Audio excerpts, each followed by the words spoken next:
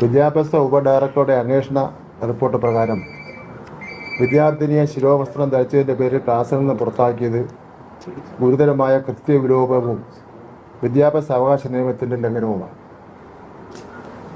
Indian ഭരണഘടന ഉറപ്പു നൽകുന്ന പൗരൻ്റെ മൗലികമായ മതാചാര സ്വാതന്ത്ര്യത്തിൽ വിരുദ്ധമായ നടപടിയാണ് സ്കൂളിൻ്റെ ഭാഗത്തു നിന്നുണ്ടായതെന്ന് റിപ്പോർട്ടിൽ പറയുന്നു. സംഭവത്തിൻ്റെ അടിസ്ഥാനത്തിൽ വിദ്യാർത്ഥിനിക്ക് മതവിശ്വാസത്തിൻ്റെ ഭാഗമായ ശിരോവസ്ത്രം ധരിച്ച് സ്കൂളിൽ തുടർ പഠനം നടത്താൻ സ്കൂൾ അനുമതി നൽകണം. റിപ്പോർട്ടിൽ പറയുന്ന കാര്യമാണ്. ശിരോവസ്ത്രത്തിൻ്റെ നിറവും ഡിസൈനും സ്കൂൾ അധികൃതർക്ക് തീരുമാനിക്കാം.